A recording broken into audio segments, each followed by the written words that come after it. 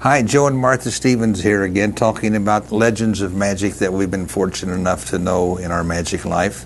And today we're going to talk about Roger Klause, my good buddy. Roger was a purist.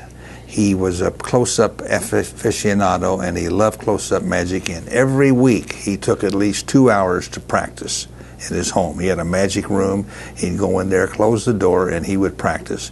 He was a disciple of Di Vernon, and he could master all the stuff that Di taught him, and I got a couple little things later that I want to tell you about with Roger.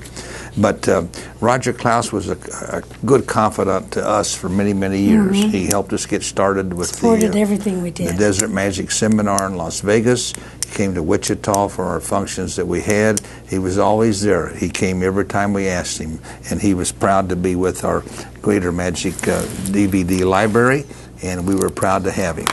So, Martha, anything that you can add? The only thing I can tell you about Roger, he was a good-looking man.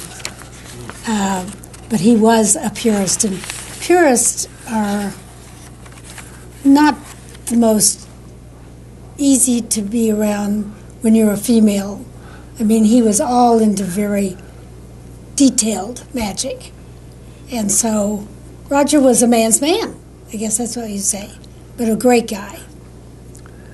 Yeah, he taught me a lot. I never took the time or the patience to practice what he taught me, but boy, I marveled at every time I saw him perform.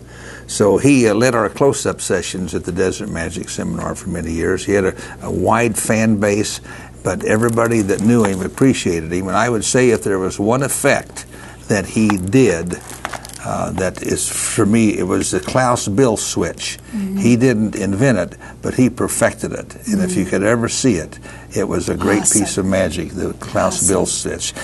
Now, here's a little bio. Roger Klause was born March 19th, 1938, and he passed away August 30th, 2008. He was a respected performer and instructor. He was born in Vivian, Louisiana, and he died at Borger, Texas. He had a wonderful, lovely wife, Wanda. Wanda Klause was his assistant and companion for life, and she was always a lot of fun. Oh. So he's long been known as the leader of the underground. Now, the underground in magic, if you weren't into magic like Roger, you were not too welcome. I can't say it that way. The underground was a group of fellows who had really into it deep. They could do all the sleights. They created magic, and Roger was the leader. And he was very proud. And Mike Skinner was his best buddy. They were very close friends. He started at 19 years old, and he was one of the top magicians in the field. He met his wife Wanda in 1952 in high school and were married in 1955 in Clayton, New Mexico. By the time he was 30, he had developed and earned the reputation as a top sleight of hand artist. Into his 40s, Roger was lecturing and teaching many of the finest magicians around the world. He was so good that we took him on a tour we called the Roger Klause Teach-In Session. We went to St. Louis, we went to different cities in the Midwest, and fellows would come and he would teach them. It was almost an all-day session, but he would teach them the pure magic. And there was a piece I meant to bring. It was Di Vernon. He's told the stories about Di Vernon because he was a Vernon disciple. And if you showed Vernon something and he said, yes, that's okay, that's very good, that meant you weren't good. But so Vernon had a funny way because he was always nice to everybody. And if you showed him, hey, Di, look at this, he said, yeah, that's very good. That meant you weren't too good. And Roger, I got that in his biography too, but I thought that was a very good thing. I guess Martha, he came out with the one book that I know of, Roger Klause in Concert, that was authored by Lance Pierce. And this is some of Roger's finest magic. And on the back of this cover, it shows Roger entertaining Roy and Muhammad Ali, because Muhammad Ali came to one of our Desert Magic seminars too. So we miss Roger. I miss him because he was always a confidant, and I could call on him for help or to come and be with me. Well, really, Joe, you started out having conventions with Close-Up Magic. It was an exclusive group.